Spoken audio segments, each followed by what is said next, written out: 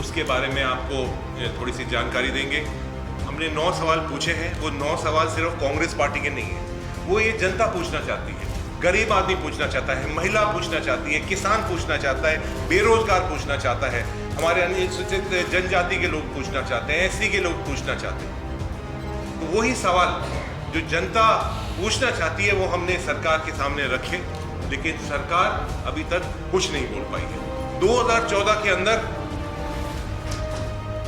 Bharatiya Janata party की सरकार, प्रधानमंत्री नरेंद्र मोदी जी बहुमत से जीते।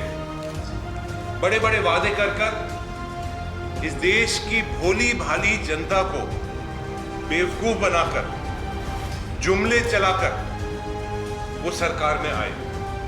15 लाख रुपए हर खाते में जमा कराने के लिए उनने वादा कर लिया था।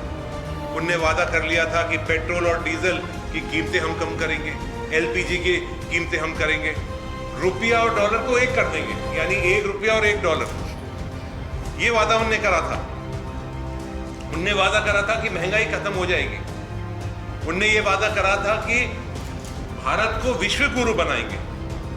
56 इंच की छाती लेकर वो आए थे कि 1 के बदले 10 मारेंगे, ईंट का जवाब पत्थर से देंगे। ये सारी बातें कह के इनने पूरे चुनाव का जो पूरा कैंपेन था वो चलाया था, चिल्ला चिल्ला कर, बोल बोल कर, और हमारी भोली भाली जनता ने एक उनको मौका दिया। और वो मौका देने के बाद ये 9 साल तक ये सरकार रही है। और मैं 9 सवाल सिर्फ सरकार से पूछता हूँ। जो सवाल हैं वो तो हजारों सवाल पूछ सकते हैं, लेकिन मुख्य तौर से सिर्फ 9 सवाल का जवाब ये सरकार दे, इसके लिए मैं आपके सामने हाजिर हुआ हूँ। और खास तौर से मैं शुरुआत करना चाहूँगा जो हमारा अर्थव्यवस्था है, इकोनॉमी है, उससे मैं शुरुआत अपनी करना चाहूँगा। सबसे पहली बात मैं कहना चाहूँगा कि मोदी सरकार आई थी बड़े बड़े जुमले देकर, और खास तौर से उनका सबसे बड़ा जो जुमला था वो ये था कि पेट्रोल और डीजल की कीमतें हम कम करेंगे, एलपीजी का गैस की हम कीमत कम करेंगे। 2017 के अंदर जब 410 रुपए का सिलेंडर था, जब ये हल्ला करते थे कि बहुत महंगा है, 100 रुपए का सिलेंडर होना चाहिए, और आज 2023 के अंदर वो का वही सिलेंडर लगभग 1100 रुपए का हो चुका है। जो पेट्रोल 70 रुपए का था प्रति लीटर, वो आज 100 रुपए के आसपास पेट्रोल की कीमतें बढ़ी हुई हैं। जो डीजल सिर्फ 55 रुपए 56 रुपए का डीजल होता था, वो आज 90, 80 और 90 रुपए का डीजल मिल रहा है। और वो भी सिर्फ जब उस समय पर 100 रुपए से अधिक डॉलर एक बैरल का जो इंटरनेशनल प्राइस होती थी, अंतर्राष्ट्रीय जो कीमत होती थी, वो होती थी। आज तो वो कीमत घटाकर लगभग 60 और 50 और 60 और 70 के आसपास है, और फिर भी वो महंगा हो रहा है। उल्टा पेट्रोल और डीजल और एलपीजी जो पूर्व में 2014 से कम होना चाहिए था, आपने उसको डबल कर दिया है। 170% आपने एलपीजी बढ़ा दिया है, 60% पेट्रोल बढ़ा दिया है, 70% आपने डीजल बढ़ा दिया है। और इसी तरह से चाहे वो तेल हो, चाहे वो आटा हो, चाहे वो दूध हो, रोजमर्रे की जो हमें जरूरत है, वो सब चीजों की कीमतें बढ़ चुकी है। सरकार ने वादा करा था 2 करोड़ नौकरी देगी हर साल, यानी 9 साल के अंदर 18 करोड़ होगी नौकरी।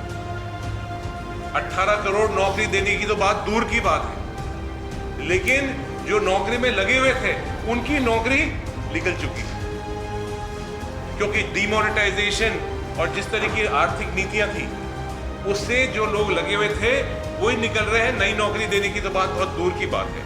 और एक मैं आंकड़ा जो पूरे विश्व के अंदर जो रिसर्च एजेंसी ने उन्हें दिया है कि 50% जो डिग्री होल्डर है, जिन्हें लिखाई पढ़ाई करके मेहनत करके अपनी डिग्री मिली है, वो लोग बेरोजगार हैं।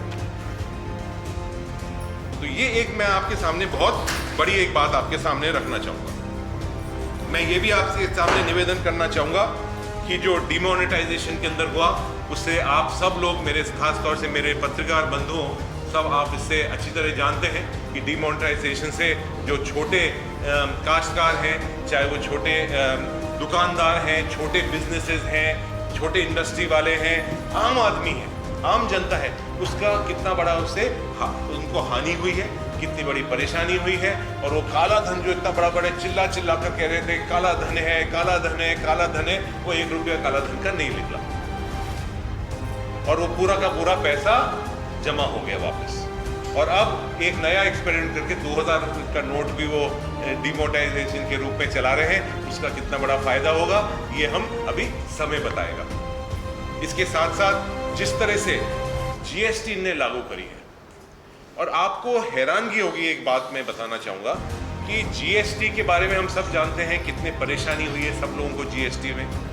और खास तौर से जो छोटा दुकानदार है, जो अपना कोई गांव के अंदर कोई छोटे से कस्बे के अंदर अपनी दुकान चलाता है, उसके पास सीए नहीं है, उसके पास बड़े बड़े कोई अकाउंटेंट्स नहीं है। और रोज सरकार, मैं आपको ये एक आंकड़ा भी देना चाहूंगा कि सरकार ने 140 से अधिक बार तो सर्कुलर निकाल दिया और 870 नोटिफिकेशन निकाले हैं अलग अलग। ये खुद ही नहीं तय कर पा रहे किस तरह से ये जीएसटी चलाते हैं। और 38 टाइम्स 38 बार इनने नए ऑर्डर निकाल दिए। तो यानी हर दूसरे दिन इसको लगाए, इनके 9 साल के हर दूसरे दिन इनने कोई ना कोई बदलाव लेके आ गए। और आपको हैरानगी होगी कि जो हमारी 64% जो कलेक्शन है जीएसटी की, वो जो गरीब लोग हैं, जो निचले 50% है उनसे होती है और सिर्फ 4% होती है अमीर लोगों से जीएसटी का कलेक्शन। तो ये भी एक बहुत हैरानगी करने वाली बात है। दूसरी तरफ गरीबों को तो मारने का काम इनने कर ही दिया। और जो इनके मित्र हैं जो बड़ी बड़ी इंडस्ट्री चलाते हैं, आपके यहाँ भी बड़ी बड़ी कंपनियां हैं, हवाई जहाज में आते हैं, उठते हैं, बड़े बड़े लोग हैं, उनका जो टैक्स था पहले 30%, उसको 22% कर दिया उनका टैक्स। जो 22% टैक्स है वो कहां से आएगा? वो ये जो गरीब जनता है, जिनके ऊपर टैक्स लगाया है, जिनके ऊपर जीएसटी लगाई है, उनकी जेब से आएगा वो टैक्स जो इन अमीरों का कम करा है। इसके साथ साथ मैं ये भी निवेदन करना चाहूंगा खास तौर से कि लगभग 10 लाख नौकरियां सीएपीएफ्स का मतलब है पैरामिलिट्री फौज, जिसे हम पहले बोलते थे, पीएसयूज है, वो अभी तक खाली पड़ी हुई। उड़ीसा के अंदर तो उसका भी ज्यादा नंबर